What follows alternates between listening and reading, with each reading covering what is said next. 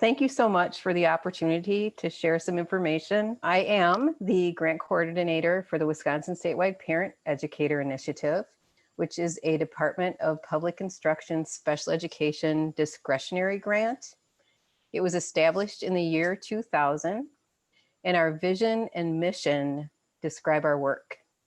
So our vision is all families and school communities have the beliefs, knowledge, and skills to meaningfully engage in effective decision-making to improve outcomes for students of all abilities. And our mission is to develop strong relationships and build effective partnerships. Next. And as I mentioned, our mission is to build those partnerships through building relationships. And our belief is that, building, sustaining authentic relationships between families and educators leads to partnerships where families and educators work together to support student learning. And in saying that, families are a very important part of that IEP process, and they're equal members on the IEP team. Next, please. So for tonight's presentation to you, I am highlighting 3 areas that I'd like to talk about. So the 3 areas would be tips for communicating with your child's school, tips for collaborative problem solving, and talking points for IEP meetings. So we'll take some time to learn about how we can effectively communicate with our child's school as we collaborate with school staff to ensure that the IEP for our children meets their individual needs and is based off the children's strengths. Next, please. So the first document that I'd like to dive in to and take a closer look at falls under the heading of tips for effective communication and problem solving.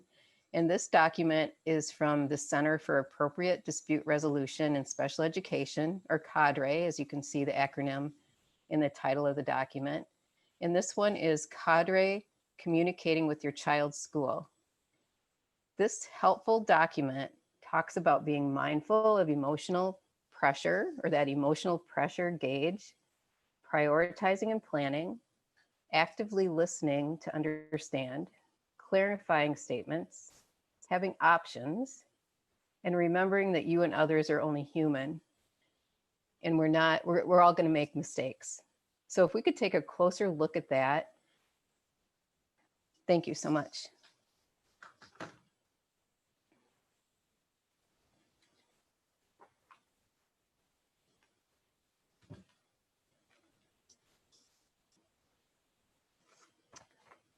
So is everyone able to see the document? So in this document, they have 6 steps. There we go. Thank you so much. So communicating with your child's school, and if you could scroll down, please, there are 6 steps that they highlight in this document. And these all give good examples of what you can say to effectively communicate and really feel that you're an equal part of that IEP team or any other team. So number 1, if you could, thank you. Step 1, be mindful of your emotional pressure gauge as you work with your child's school. And this, it talks about focusing positively on your goals and holding the view that your school wants the best for your child. If we could move on to step 2, prioritize and plan. And here it talks about, making a list of your questions, any issues and solutions that you might have to those concerns or issues, and then deciding which are most important. It's very important to be able to give and take and compromise when you're working within that team atmosphere and when you're developing your child's IEP. So if we could move on to 3, actively listen to understand the other person's perspective. So if you don't understand what's being talked about, don't be afraid to ask for clarification. And even if that clarification still isn't clear, don't be afraid to ask again. And what's nice about this document is it gives you some examples of what to say right in this document that could be very helpful. So in a way to express that you don't understand, it's right there for you. If we could take a look at step 4. Step 4 is to clarify your statements. If you see a puzzled expression on someone's face, and then ask for that clarification in return that we just talked about. So if you do see someone that doesn't seem to be understanding what you're trying to convey, it's important that you ask if they need some clarification. And then if we could move on to number 5, have options in mind and offer them for discussion as needed. So I talked about solutions a few minutes ago, and also having maybe some options, because families have a lot of good ideas about what might be best for their child. So having those options and not being afraid to voice those options, because you know a lot about your child, you're an expert on your child, and you can really contribute to the conversation and the development of the IEP. And then on that last page, so thank you, down at the bottom on the right, it kind of highlights all the things that I just talked about. So again, this is a great document for families to use and consider when they are meeting with school staff or becoming part of an IEP meeting. So thank you for bringing that up. If we could go back to the presentation.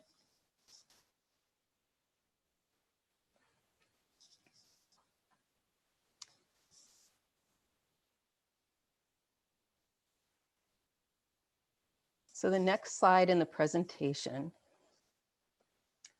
we have linked in the bottom, and I don't know if the presentation is back up yet or not. We have a couple more documents that we share with individuals. And from those documents, we just pulled out 3 points that we felt were really important we'd like to highlight. So the first one is focus on interests, not positions. An example of that would be if a parent wants something like a one-on-one paraprofessional, that would be a position that they're taking. But if approached as an interest instead, the focus would be making sure that my child or the student and others in the classroom are safe. By taking an interest rather than a position, the team could then continue the conversation that might include how they could ensure everyone's safety. And it would probably allow for more ideas and thoughts to flow. So keeping that in mind, look at interests and not positions. The next one, treat each other with respect. Again, I mentioned earlier, we're all human, we all make mistakes. So treating each other with respect, apologizing if needed, etc. And then the last one, remain positive. Think of a conflict as an opportunity for growth and greater understanding. So conflict can be positive, and try to keep that mindset. Next, please. In this slide, we want to talk and take a look at some talking points for IEP meetings. What I'd like to highlight and dive into a little bit deeper is this Ender-F toolkit from understood.org, So the talking points help families prepare for an IEP meeting and provide considerations for the child's IEP team, So in this document, there are 8 talking points that I'd like to go through. But I also wanted to mention back on the slide, and maybe I'll do that when we're done. So let's take a look at this document a little bit more closely. So on this document, which is meant to be used by families to complete and use as a tool to prepare themselves for meetings and have that conversation with school staff, they have the talking points And under the talking point, they have some legal authority. And then under that, they have an area where a family member, parent, can fill in some information. And then they have some examples of wording of what can be said. So this is what you can say. So if we could run down through this, checking my time. We'll just start with talking point 1, if that's okay. So talking point 1 is the services of an IEP must help your child meet grade level standards. So the explanation under that is reaching grade level is an expectation for most kids. Kids with significant cognitive disabilities may need alternate academic standards.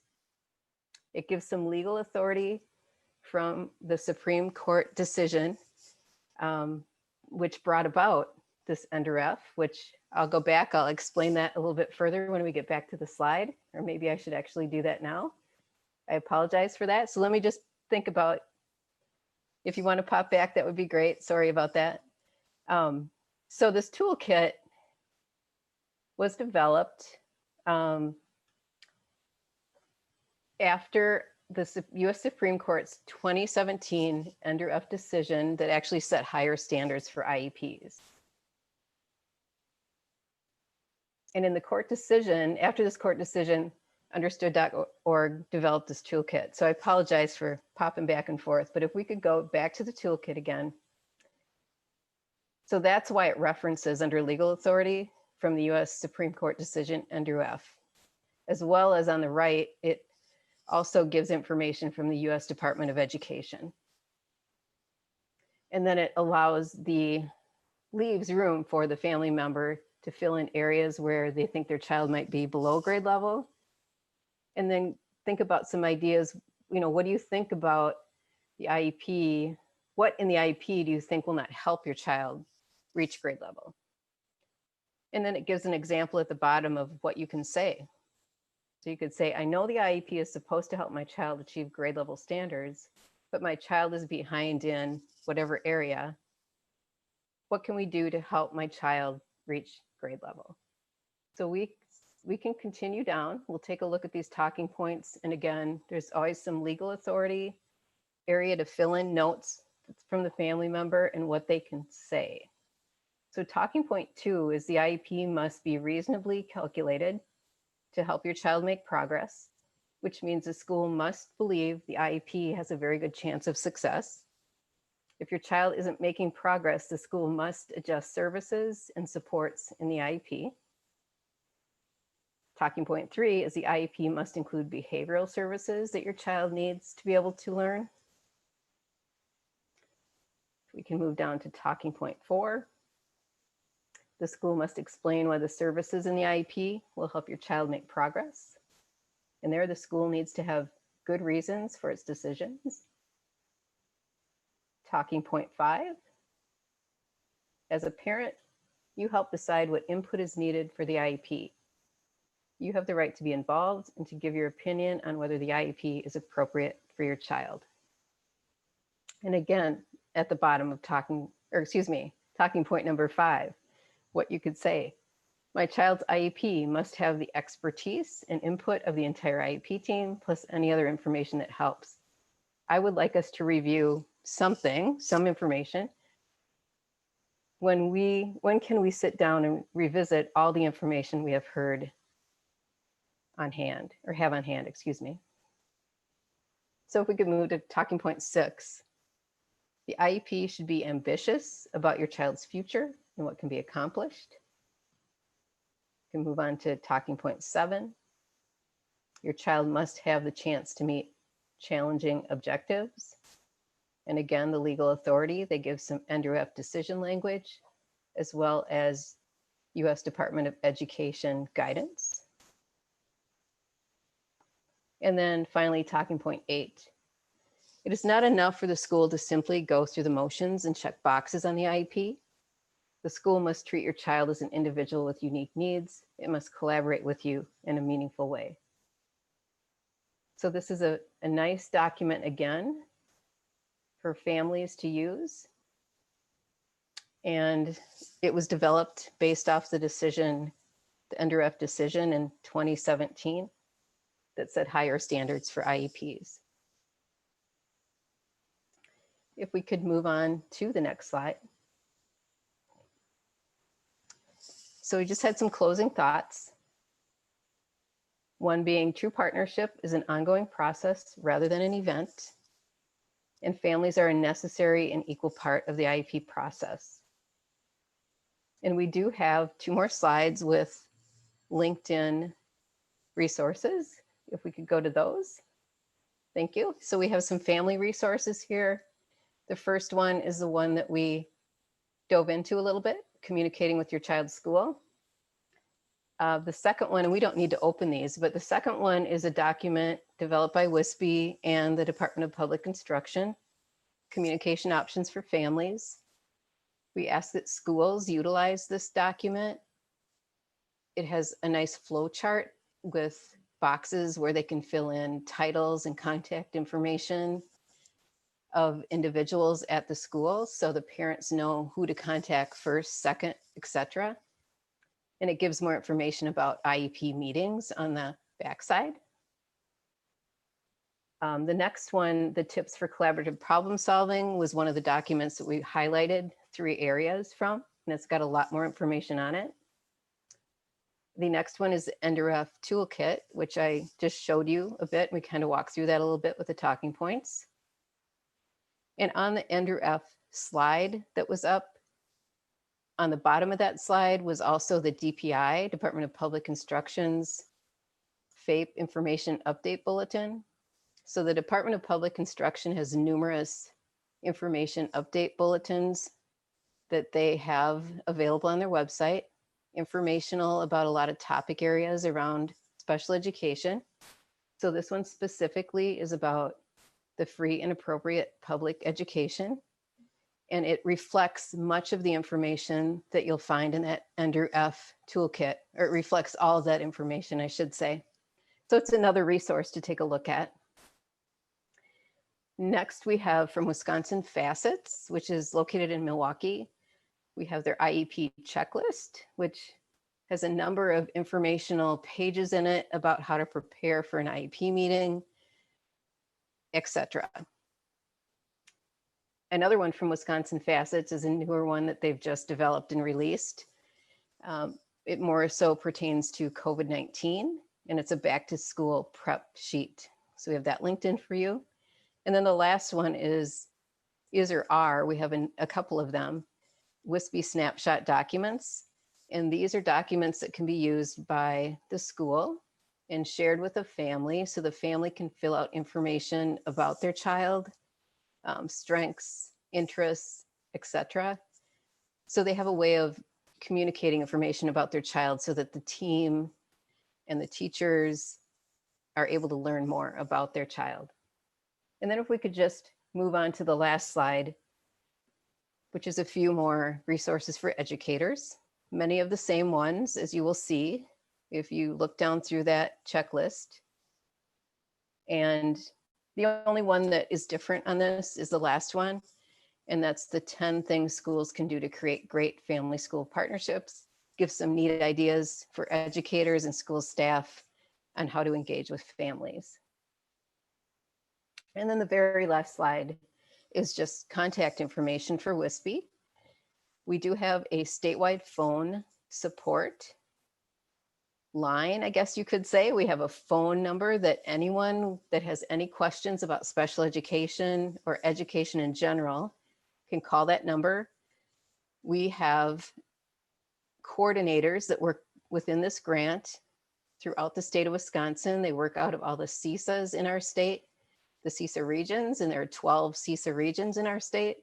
So 4 of those individuals cover this phone line during, every day, 7 days a week. So we have the phone line, plus we have an email address for the same purpose. If someone had a question, they could email it to us and we would get back to them, find the information that they need. We can also make referrals to other statewide organizations that could help, etc. Also on this is our website, where we have a lot of information and resources. We are currently updating that. So if you go on, you might see some changes over the next few weeks, but that's wispy.org. And then my contact information, and again, it's Caroline Rossing, and I am the WISPY Grant Coordinator, and that is my email address.